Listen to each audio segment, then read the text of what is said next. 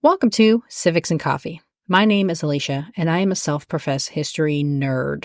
Each week, I'm going to chat about a topic on U.S. history and give you both the highlights and occasionally break down some of the complexities in history and share stories you may not remember learning in high school, all in the time it takes to enjoy a cup of coffee.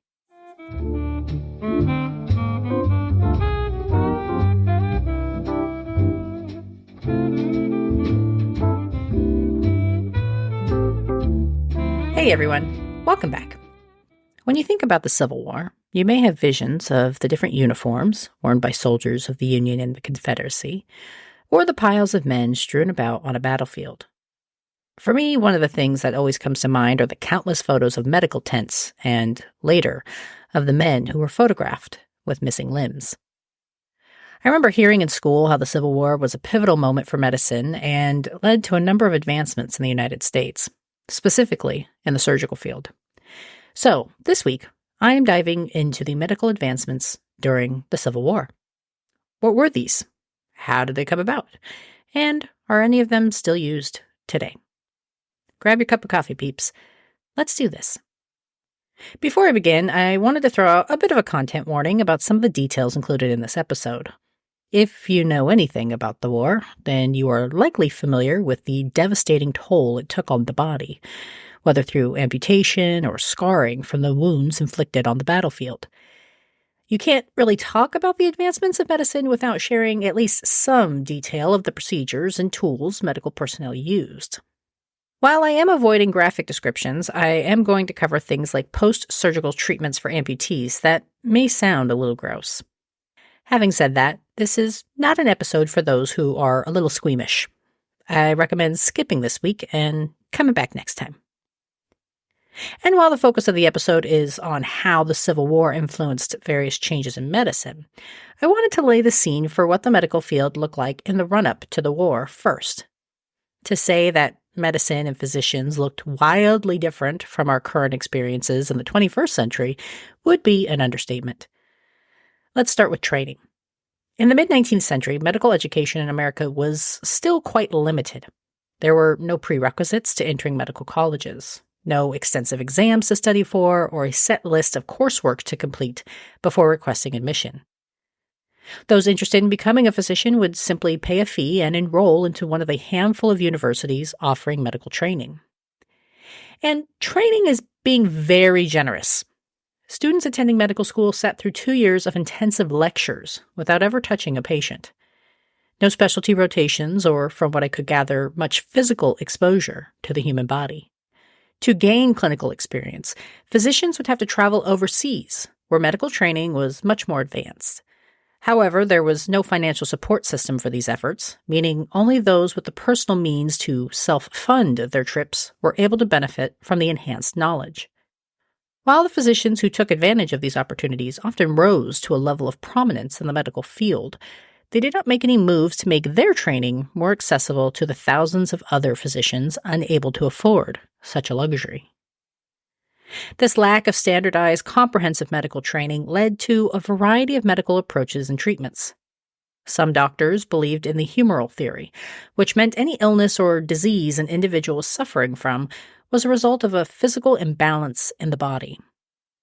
To alleviate the condition, many physicians used techniques such as bloodletting, which was seen as a way to cure the imbalance or overabundance of fluids inside the body. While germ theory came about around mid-century, it was not something a majority of physicians believed or prescribed to. Hospitals, largely seen today as a place of healing and recuperation, had a very different reputation in the 19th century.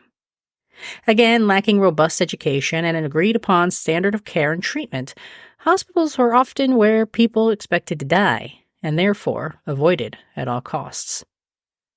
While a little melodramatic, given the fact that patients with infectious diseases were frequently placed in the same area as those with minor wounds, it is perhaps understandable why so many people were hesitant to seek treatment at these locations. Prior to the Civil War, there were an estimated 55,000 physicians across the United States, most of whom lacked the additional training provided overseas I mentioned earlier. As one current doctor studying the medical impacts of the war wrote, quote, it was anyone's guess as to what was causing disease and was physiologically happening in the body, end quote. And this helped contribute to the variety of approaches to medical treatment. Each physician, regardless of their rudimentary education, believed their treatment options were the best, and, lacking any licensing or certification requirement, were unmotivated and unwilling to engage with other medical professionals to consider alternative perspectives or knowledge. Also, with a relatively low number of patients, there likely weren't many opportunities to try different theories and treatments. Of course, that all changed with the Civil War. With the carnage that came as the result of cannon fire and close combat, thousands of doctors had to learn how to quickly and effectively treat patients. It is estimated that throughout the conflict, roughly 12,000 physicians treated millions of soldiers for both the Union and Confederate armies. During this incredible surge, doctors honed their skills and learned new techniques to increase the success rate of their procedures. Amputation, one of the most common surgical procedures throughout the war, unfortunately benefited from the sheer volume of patients who needed one. In the war, a surgeon was considered skilled if they could perform the procedure in under 3 minutes. Since many amputations were performed without the benefit of anesthesia, it is no wonder that time became the central consideration of a doctor's skill. Given the thousands of opportunities to practice, surgeons developed 2 techniques for post-surgical treatment. The first method involved leaving the amputation wound open until new skin formed to cover it. While open, medical personnel would clean frequently, therefore minimizing the chance of infection. Of course, the rate of skin growth is painfully slow, and this was not always an aesthetically pleasing treatment plan. The second option was much easier to handle visually, but brought a set of risks of infection. Instead of leaving the wound open, surgeons would ensure their cut left enough excess skin that would then be used to fashion a bandage of sorts. While this definitely avoided the unpleasant look of an open surgical wound, it left the patient at risk for a series of infections, as there was no way to ensure it remained clean. The volume of amputations also prompted a boom for the prosthetics industry. Prosthetics were available before the war, but designs were limited and questionably functional. After the war, hundreds of people, including war veterans, developed their own version of fake limbs, making minor adjustments based on their experience and intended use. And while there were enhancements and developments in various surgical specialties during the war, including the emergence of plastic surgery, the real advancements in medicine came from the logistical approach to treating and caring for patients, and was at least partially the result of the total and epic failures of the existing medical infrastructure. After the Battle of Bull Run, it became crystal clear just how medically unprepared the Union was to treat its injured soldiers. Prior to the war, there was just 113 doctors on staff to care for just over 16,000 soldiers. While the fatalities of Bull Run were not overwhelming for either side, it demonstrated the chaos surrounding battlefield medicine. This prompted the leader of the Voluntary Women's Central Association of Relief, a man by the name of Henry Bellows, to lobby for the organization to provide, quote, advice and assistance, end quote, to the Union Army on things like medical care and general welfare. Their efforts prompted the creation of the U.S. Sanitary Commission, which was approved by Abraham Lincoln on June 13, 1861, and operated through most of the war, shutting down on July 4, 1865. However, we can thank 2 men whose ideas and techniques saved lives and forever altered the course of military medicine and public health. The first was William A. Hammond, who became the Surgeon General for the Union in 1862. Born on August 28, 1828 in Annapolis, Maryland, Hammond was the son of a doctor and began studying medicine at 16, earning his M.D. at the University of the City of New York by the time he was 20. He joined the U.S. Army after only a year of medical practice, where he became the assistant surgeon and medical director at Fort Riley in Kansas in July of 1849. Hammond left the Army briefly, only to rejoin after the breakout of the Civil War in 1861.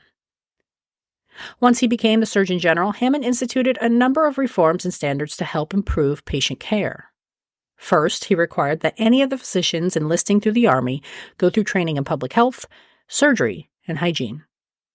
He also prohibited the use of purgative medications, a controversial decision considering that many of the Army doctors at the time prescribed to the humoral theory and trusted the medicinal impacts of purgatives. And in case you do not know what purgative means, these were medications that induced vomiting or diarrhea, with the idea being that eliminating excess fluids from the body would cure the patient's ailment. Hammond also helped establish our modern hospital. If you've ever visited someone at the hospital, you've likely had to visit a specific floor or wing that is filled with similar patients. Think the maternity ward for new moms or the post-op area for patients recovering from surgery. That is thanks to Hammond, who pushed for a quote-unquote pavilion-style layout where there was a central space for admittance and then offshoots, or wings, from the central area to separate patients by condition, and therefore eliminated the spread of infectious diseases. However, not everyone was a fan of the Surgeon General, including Secretary of War Edwin Stanton. The two men continued to butt heads until the Secretary stripped Hammond of his post, reassigning him to oversee sanitary conditions in Louisiana. Understandably upset over the demotion, Hammond demanded he either be reinstated or face charges via a court-martial to clear his name. Unfortunately for Hammond, Stanton had a number of admirers, and Hammond was found guilty over irregularities regarding medical supply purchases and discharged from the Army. He would later contest the judgment and have his record cleared in 1879. The other man who made a significant impact to the processes of treating patients was Jonathan Letterman. Born in 1824 and also the son of a doctor, Letterman graduated Jefferson Medical College in 1849. He became an assistant surgeon in the Army's medical department and was assigned to the Army of the Potomac at the start of the war. In June of 1862, Letterman promoted to major and was made the medical director of the Army, an appointment conferred upon him by the soon-to-be ousted Surgeon General, William Hammond. In his letter to Letterman, Hammond wrote out his expectations, including, quote, "You will, in conjunction with Assistant Surgeon Dunster, U.S. Army Medical Director of Transportation, arrange for the safe, effectual, comfortable, and speedy transportation of such sick and wounded as, in your opinion, should be removed from the limits of the Army to which you are attached." End quote. And that is exactly what Letterman did. After the Second Battle of Manassas, Letterman began reassessing how the Army transported those wounded on the battlefield. For the early part of the war, civilians were the ones driving the ambulances. Untrained for the sounds and sights of military combat, civilians would often flee at the sound of gunfire, leaving the injured on the battlefield. Under Letterman's direction, patient transport was streamlined. First, he established the Ambulance Corps, which carved out a specific set of enlisted men who would be responsible for medical transportation. No longer would the military rely on the untested bravery and efficiency of civilians. He also developed a triage system for assessing injuries quickly to ensure resources went to those who had a decent chance of survival. His ranking system was pretty blunt, but clear. Patients were classified as either beyond hope, slightly wounded, or in need of surgery. Medical staff would work on surgical patients first, then those who were slightly wounded, and, if the patient was still alive, then the ones who were classified as beyond hope. This system of triage actually served to save a number of patients, including those classified as beyond hope, and is still a system used today. Letterman also created specific transport guidelines. Known, unsurprisingly, as the Letterman Plan, it included a tiered system of sorts. First, patients would be taken to a dressing station, usually pretty close to the field of battle. The next stop was the field hospital, which was further back from the front lines and mostly out of harm's way. The final stop was a physical hospital, located far from the war front, where soldiers could stay for long-term recuperation and treatment. Letterman tested his system in the battles of Antietam and Fredericksburg in the latter part of 1862. They were successful, leading the military to adopt the protocol in March of 1864. And for any of you former or current active military members, this process likely sounds familiar, as it's the same one used by the military today.